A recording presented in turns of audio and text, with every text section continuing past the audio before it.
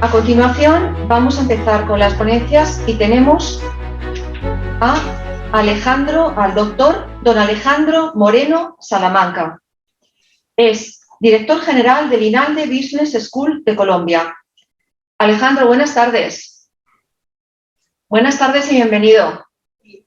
Acá estoy prendiendo el micrófono. Buenas tardes. Un gusto estar con ustedes. Bienvenido, bienvenido. Alejandro, la ponencia es la ética empresarial, cultura basada en valores. Nos puedes hablar también, si te parece, de tu empresa durante la ponencia, ¿vale? Así te conocemos más. Así que, muchas gracias. Bienvenido y adelante. Y gracias de verdad por estar ahí. Gracias. Bueno, tengo 30 minutos, ¿no es verdad? Sí. Vale, confirmar. Bueno, pues lo primero es saludar, agradecer, por supuesto, a Enrique Quejido como líder de esta iniciativa y también a Carlos López, así como también a mi buena amiga Reyes Rite, que también sé que está detrás de la organización de este magno evento de ICDI Conecta. Es para mí un placer estar con ustedes. Estoy desde Bogotá, en Colombia. El INALDE Business School es la Graduate Business School de la Universidad de La Sabana.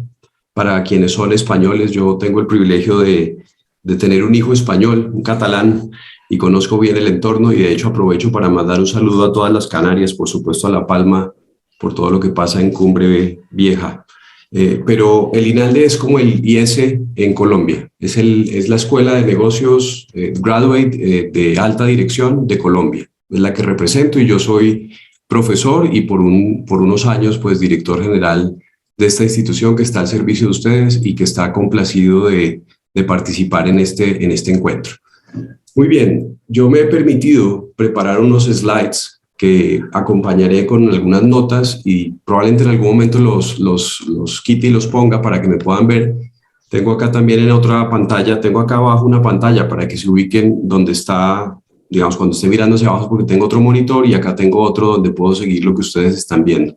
Entonces en este momento voy a poner, si me habilita porfa el host, que pueda hacer el share screen, porque no lo estoy pudiendo hacer en este momento. Voy a poner una presentación en donde me plantearé, ya lo puedo hacer, muchas gracias, excelente. Entonces lo que pretendo hacer en este momento es poderles compartir algunas reflexiones que he preparado para este encuentro. Entonces, pues efectivamente en la charla le hemos puesto ética empresarial y cultura organizacional, y el objetivo pues es precisamente hablar en torno pues a estas realidades. Confírmenme por favor con un guiño, digamos, gráfico. Denme un minuto, yo confirmo que los pueda ver bien. Si están viendo bien mis slides, veo a Reyes y a Enrique. Gracias, perfecto. Entonces continúo. Entonces, yo tengo básicamente una agenda en mente que es hablar de 3 enfoques éticos, de liderazgo y cultura organizacional, y sacar algunas conclusiones. Y por supuesto el tiempo pues es breve para poder hacer estos apenas 3 temas. Entonces lo primero que quiero hacer, porque creo que además es tal vez lo que más necesita la sociedad actual, es poder entender que incluso sobre la ética, ni siquiera en Occidente somos capaces de ponernos plenamente de acuerdo sobre qué es lo justo. La gran pregunta detrás de la ética es la justicia. Y decía que es para mí el gran dilema de la sociedad actual, porque el riesgo en que está la democracia, el riesgo es que están los sistemas de ordenamiento social, desde mi perspectiva, tiene mucho que ver con el miedo a la diferencia, la incapacidad de hablar desde orillas diferentes, desde pensamientos, y de ofrecer ideas sin atacar a quien ofrece las ideas, sino más bien discutir precisamente las ideas. Y lo que voy a hacer acá es brevemente hablar de esos 3 enfoques que en Occidente son los más aceptados. Antes de esto, y entrando en línea con lo que es la ética, quería hacer una reflexión que no sé si a los más de 10 países que representan este encuentro les pase algo similar a lo que pasa en Colombia. Transparencia Internacional, en su capítulo en Colombia, hace una encuesta en la que cada más o menos 2-4 años hace esta pregunta: ¿considera usted que en Colombia los empresarios ofrecen sobornos dentro del giro de sus negocios? Y es muy sorprendente a los que nos gusta la estadística, la econometría, que no caemos en cuenta que el solo hecho de contestar que consistentemente el 90% de los empresarios consideran efectivamente que se ofrece, ya estadísticamente lo pone a uno dentro de ese grupo. Y el punto es que el panorama de la corrupción empresarial es un tema muy complejo. Estoy seguro que estas realidades afectan, pues hay grandes escándalos de empresas europeas, de empresas chinas, de empresas, por supuesto, latinoamericanas. ¿Cómo es esto en sus países? Supongo que muy semejante. Ahora, si el panorama es tan malo, si es tan complejo, uno diría, entonces apague y vámonos, ahora la humanidad es menos ética que antes. Mi mensaje central en este punto sería, la sociedad va en un camino de encontrar mejores maneras de vivir. Pero hay otro libro muy interesante que se llama Factfulness, del profesor Rosling, que nos muestra que el mundo en todas las variables está mejor. Un ejemplo, la expectativa de vida mundial hace 100 años era 30 años de vida, hoy son 72. El acceso a la educación, la cobertura, el acceso a la salud. Entonces no podemos quedarnos con la imagen de que es que la sociedad está decadente, que está cada vez peor, porque en realidad lo que para mí hay detrás de esto es que cada vez somos más sensibles a la importancia de la integridad y de la ética. Ahora, si el panorama nos parece muy complejo, digo yo siempre acudir a los managers, a los directivos, los invito a leer más poesía y más novelas y tal vez algo menos de management. Y entonces Leo Tolstoy, novelista ruso, nos dice una frase que es interesante. Toda la variedad, todo el encanto, la belleza de la vida está hecha de luces y sombras. Y por supuesto lo que a mí me inspira esta frase es que nosotros debemos ser parte de esa luz en medio de las sombras. Pero también otro novelista, en este caso inglés, Charles Dickens, nos dice, hay sombras oscuras en la tierra, pero sus luces son más fuertes en el contraste. Y de eso se trata, de que nosotros seamos capaces de iluminar luz allí donde encontramos resquejos de oscuridad. Ahora, para plantear esto, aquí me permito ofrecer algo de la actividad académica que he ido desarrollando en el tiempo. Este es un paper que ha sido publicado en un journal académico que lo voy a explicar muy rápido.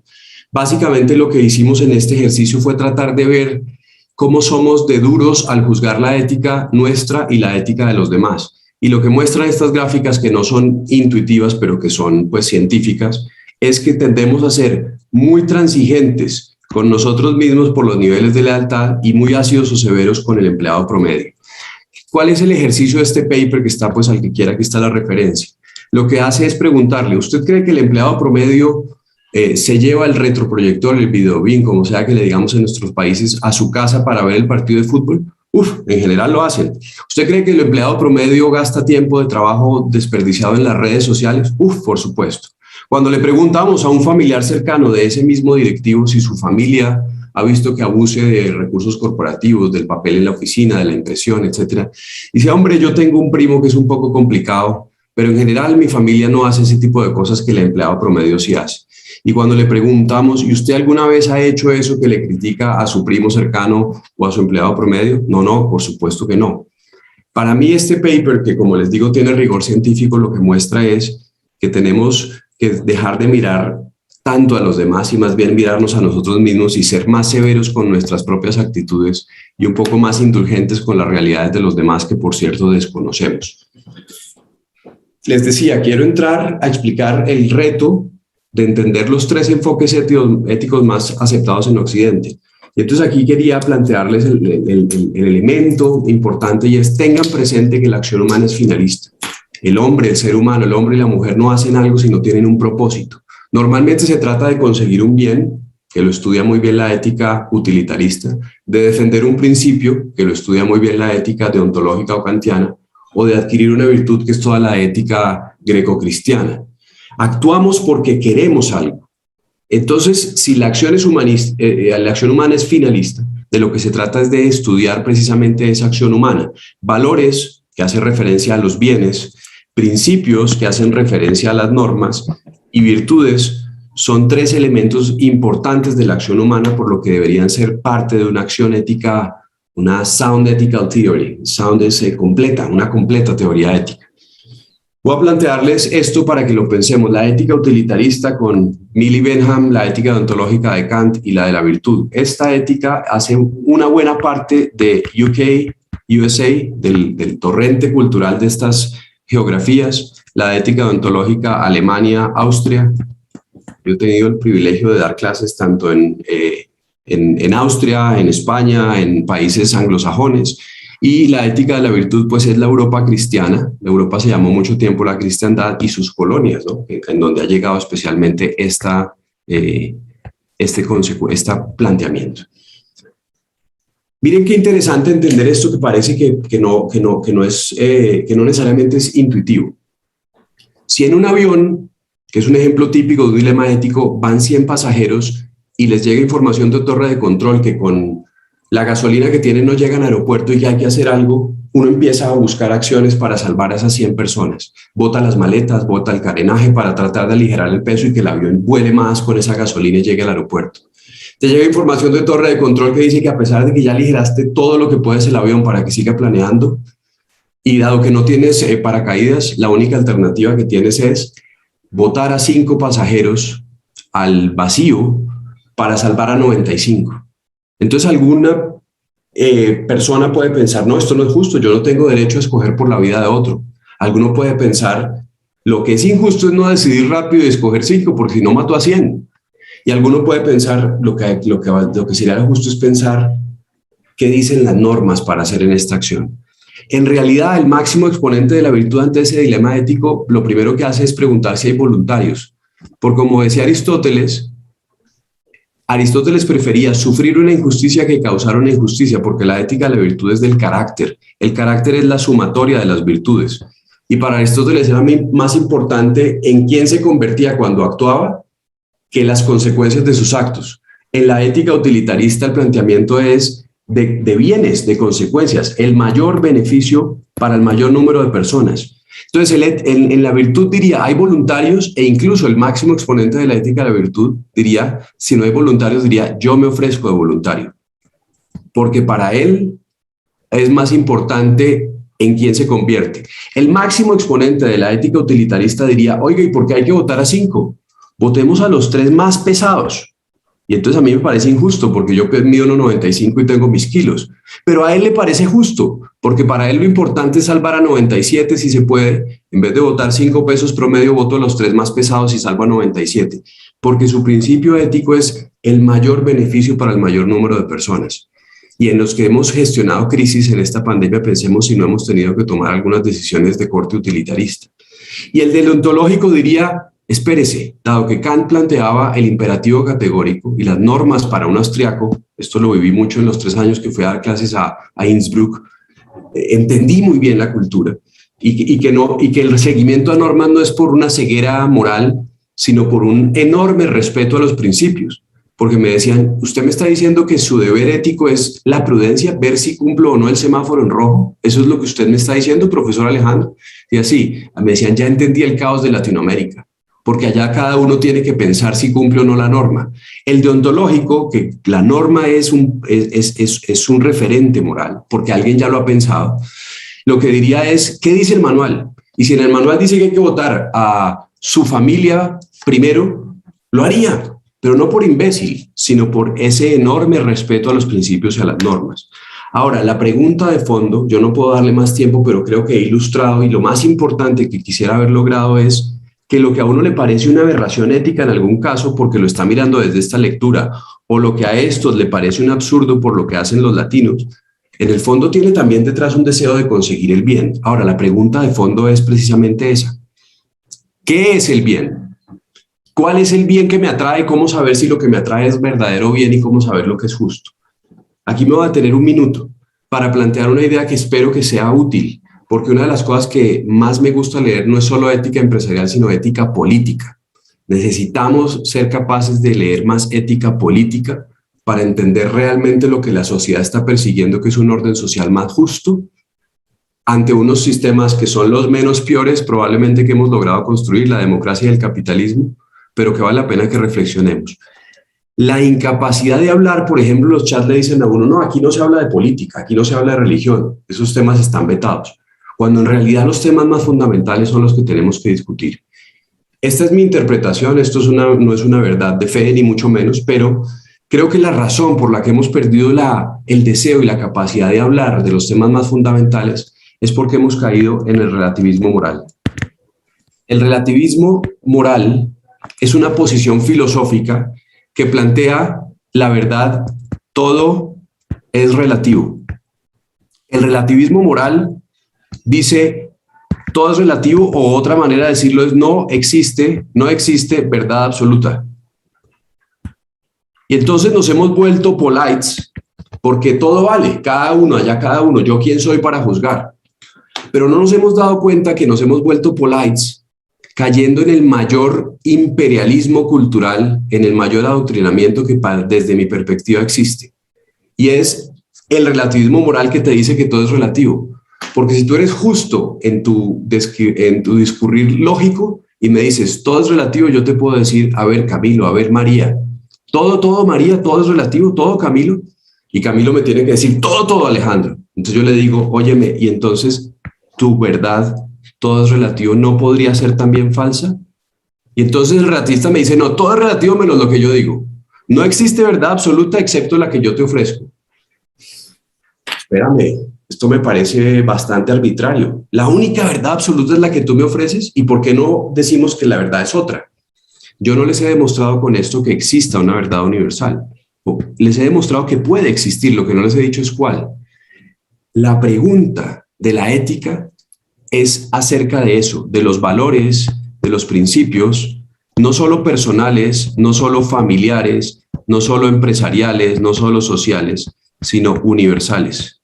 ¿Existen o no principios universales? Y a eso es a lo que nos referimos cuando hablamos de qué es el bien. Y lo delicado del planteamiento social que estamos viviendo es que decimos que no existen, pero partiendo de un universal, no existen universales. Yo te invitaría a ti, querido amigo, a que te preguntes cuál es esa verdad universal. Y obviamente no te voy a dejar simplemente con la pregunta, te ofreceré una respuesta que a ti te puede gustar o no, pero te diría, ojo, porque el orden social que está en riesgo, los chalecos amarillos en Francia, las protestas en Cataluña, las protestas sociales en Chile, las protestas en Colombia, el Brexit, todo es fruto de un movimiento social que busca un orden social más justo, pero que no estamos siendo capaces de conseguirlo. Hace poco leí un libro que se llama How Democracy Died, de Levinsky, un profesor de ética política en la Kennedy de Harvard, que plantea el populismo. ¿Cuál es el populismo? El populismo no es un tema de izquierda, ni es un tema de derecha. El populismo es la posición social que estamos viviendo en donde yo te digo, creo que la verdad universal debe ser otra. Y sale el interlocutor a decir, no le crean a Alejandro, si él es un ladrón, él roba al Inalde, él es infiel a la mujer. Pero los populismos lo que están haciendo es que no discutimos las ideas, sino que a quien ofrece ideas que nos parecen contrarias a lo que a mí me parece correcto, lo atacamos en la persona, en su humanidad, en vez de discutir las ideas.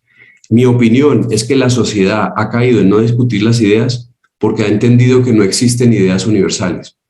Y lo que sí te he demostrado, este es el planteamiento filosófico, digamos, de falsedad lógica del relativismo, es que este es un gran error. Ahora, pregúntate, ¿será que las virtudes, será que los bienes, las consecuencias de la ética, o será que los principios pueden hacer parte de una ética de primera persona?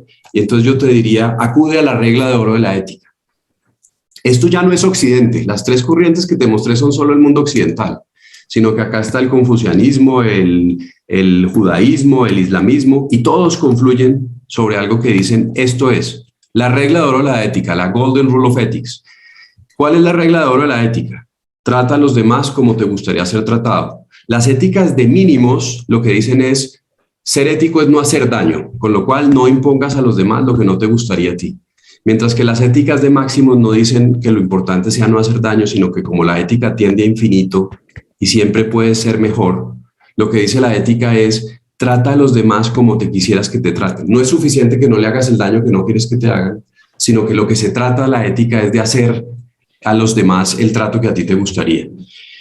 Y aunque el tiempo es corto y quiero lograr llegar más allá y quisiera explayarme, tengo que avanzar y decirles, en últimas, cuando tu análisis ético organizacional no sea entre el bien y el mal, que de hecho estos son preguntas bastante fáciles, sino entre el bien 1 y el bien 2, entonces concéntrate no tanto en lo que haces, sino en por qué lo haces, que es lo que en ética se llama la intención. Porque tú te puedes degradar éticamente si en vez de llevar a tu hijo al parque a jugar a fútbol, te pones a hacer un informe. si la razón por la que hiciste este bien y no este otro bien, llevar al hijo al parque es un bien, hacer un informe para la junta es un bien, pero si pones a hacer el informe es porque te da pereza llevar al hijo al parque, probablemente la intención es lo que haga que te deteriores moralmente. Como también te puede pasar que te vas a llevar al hijo al parque, pero porque te da pereza hacer el informe. Entonces, ser ético, tú, querido empresario, querido directivo, se concentra en pensar en tú, solo tú, por qué haces lo que haces. No es solo qué haces, sino por qué haces lo que haces.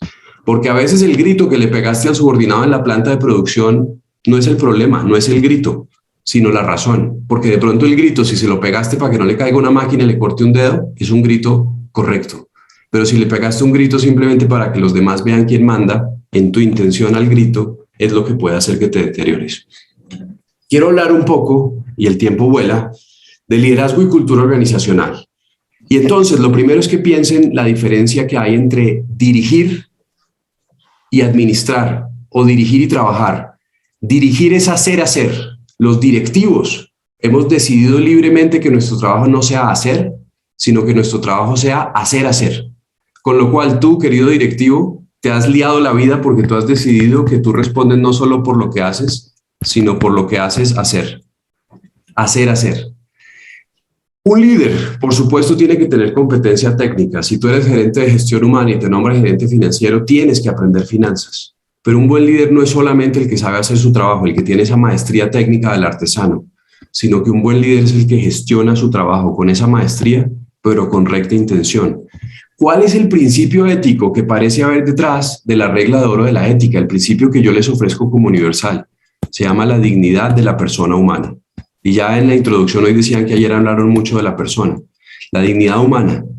Y aquí hay un elemento muy importante. Ustedes y yo tengamos presentes que no hay mayor manera de respetar la dignidad humana que no respetar su libertad. Y uno de los elementos que nos cuesta a veces es respetar la libertad de conciencia. Pero entonces, que tú tengas que aceptar que otra persona piense diferente a ti no hace que la otra persona no tenga razón o que tú no tengas razón, o que la verdad sea relativa. Porque tal vez, como decía otro poeta, Antonio Machado decía, tu verdad no, la verdad, y vamos juntos a buscarla. Uno de los elementos, queridos directivos, queridos empresarios, que tenemos que aprender a trabajar es ser capaces de entender la libertad, pero sin tener temor a tener certezas.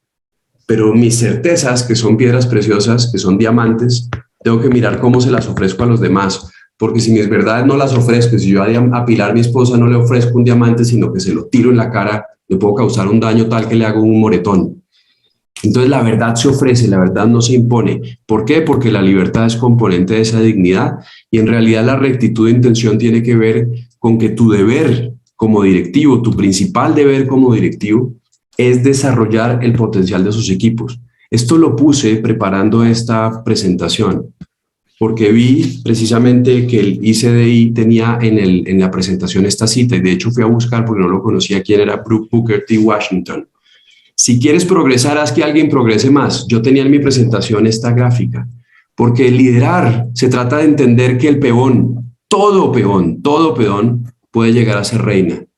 Y en realidad, liderar tiene que ver es con eso, no con que tú crezcas, sino con que tu gente crezca. Ahora, tú tienes que hacer que tu gente crezca, pero no para que la empresa sea más eficiente, o no solamente para que la empresa sea más eficiente. Tú tienes que hacer que la gente crezca porque en la medida en que la gente crezca será mejor persona, porque estás honrando su dignidad, porque estás elevándolo, porque estás promoviendo su... Si tú quieres que tu hijo, tu empleado sea ordenado, el orden se enseña no para que no te estorbe el desorden, sino que el orden lo tenemos que enseñar es para que la otra persona sea mejor persona. Y entonces esto, si quieres progresar, haz que progresen los demás. Y ten presente, aquí hay muchos temas que podría decir, efecto Pigmalión, etcétera. Ten presente que a veces se te olvida que todo peón puede llegar a ser reina. Porque a veces la mirada que hacemos a nuestros subordinados es la que condena que no llegue a coronar en reina. No es su capacidad en cuanto peón, sino que es mi mirada. Por eso decía en el slide anterior que lo pasé rápido, conocimiento del equipo, porque a veces esas preconcepciones que haces de los demás es lo que hace que los demás no te den su pleno potencial, y por eso también tan importante la confianza. Quiero sacar algunas conclusiones porque el tiempo apremia. Primero, cuando tengas dudas éticas, que creo que pocos las tenemos, acude a los test de transparencia. ¿Puede saber mi jefe lo que voy a hacer? A veces no puede saber. ¿Puede salir en el periódico de la manera en que estoy ganándome este contrato? O si ninguna de estas dos, ni tu jefe, ni los medios te detienen, piensa, ¿le puedo contar a mis hijos? Y aquí me gustaría que pensemos en cosas muy cotidianas. ¿Tus hijos pueden tener acceso a tu móvil, a tu celular? ¿O te mueres de pánico de que vean los chats y la cantidad de conversaciones o de temas tensos que tienes, incluso, no sé, hasta pornografía, etcétera? Porque al final la historia que le quieres contar a tus hijos es la que creo que nos puede mover a todos, porque si algo honramos es precisamente esa figura de los hijos. Segundo, si no actuamos como pensamos, acabaremos pensando como actuamos. No me da el tiempo, pero la existencia en la vida es coexistencia con la energía creadora. No hay nadie que exista sino, esto es metafísica, no hay nadie que exista sino participa de la fuerza creadora. Por lo tanto, ten presente que nadie es químicamente malo. No es posible ser químicamente malo. Con lo cual, de lo que se trata es de tener presente que el reto es no degradarse, porque nadie es capaz de hacer algo malo si no cree que tiene derecho e incluso deber de hacerlo.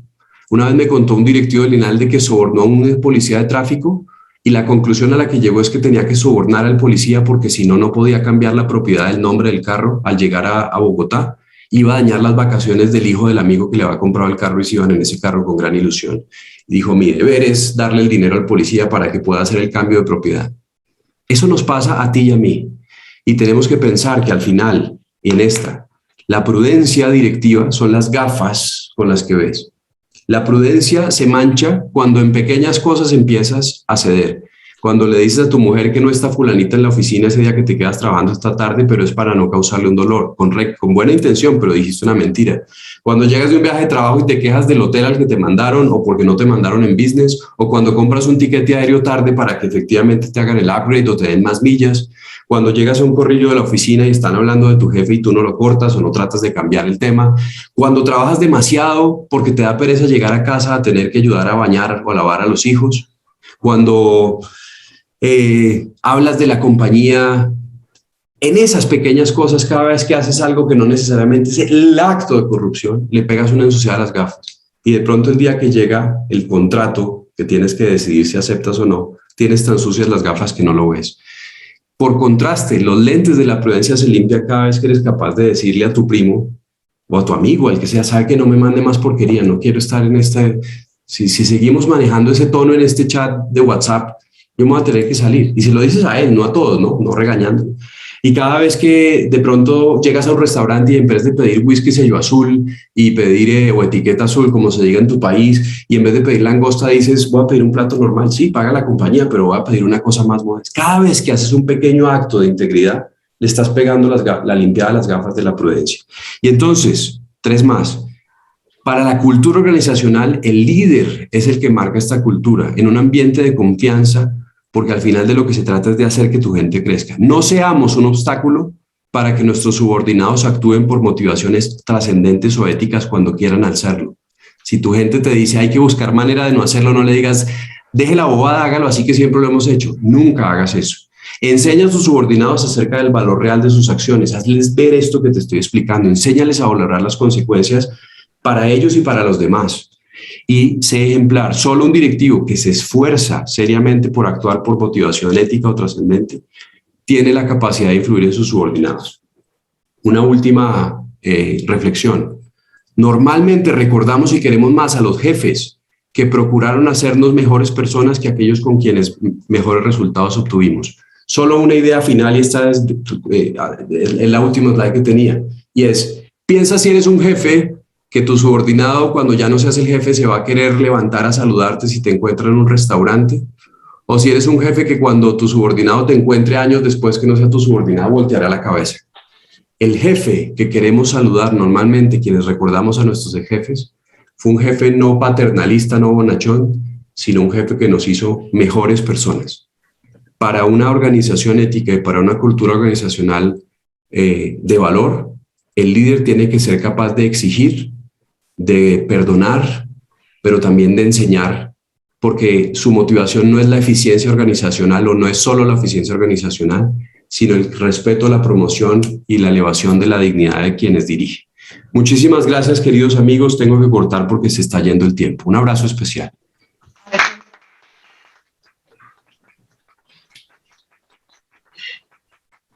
Alejandro, muchísimas gracias. La verdad es que ha sido una intervención brillante. Has dado muchísimas pautas, no solo para directivos, para líderes, sino también para las personas en el día a día. He estado intentando recopilar algunas de tus ideas. Son tantas y tan interesantes que me voy a quedar con unas cuantas, porque siempre me gusta hacer un mínimo resumen. Cosas tan interesantes como dejar de mirar a los demás y más a nosotros mismos y ser más indulgentes con los demás. Lo decía también ayer Álvarez de Moon, es la mirada compasiva, la aceptación incondicional también de Rogers. Me encanta que eso está saliendo permanentemente a lo largo del encuentro, el cómo ser capaces de mirar a los demás como nos miramos a nosotros mismos, primero empezando por mirarnos a nosotros mismos de manera diferente, con más cariño y con más compasión. Ideas estupendas como no discutimos las ideas porque creemos que no existen principios universales, la regla de oro de la ética, trata a los demás como te gustaría ser tratado, pero seguimos hablando de lo mismo. Ser ético se concreta en pensar por qué haces lo que haces, el poder de la intención, ¿verdad? Qué interesante también. Si quieres progresar, haz que progrese alguien más. Liderar es entender que todo peón puede llegar a ser reina. Eso me ha parecido una expresión muy bonita porque dice tanto y volvemos a lo mismo. Insisto en que en el encuentro está saliendo constante esa idea tan interesante de mira a los demás y tu mirada hace que el otro sea el mejor patrón que puede ser de sí mismo. Y si no actúas como piensas, acabarás pensando como actúas, de Pascal, que también ayer el doctor Álvarez de Moon insistía en ello. Así que brillante, sinceramente es difícil acaparar en tan poco tiempo tantas ideas. Yo creo que ha sido algo magistral y desde aquí, desde Madrid, desde España, desde Canarias, 1.000.000 de gracias, Alejandro. Sigue así. Gracias. Con mucho cariño, gracias por la invitación y éxitos en el día de trabajo. Muchísimas gracias.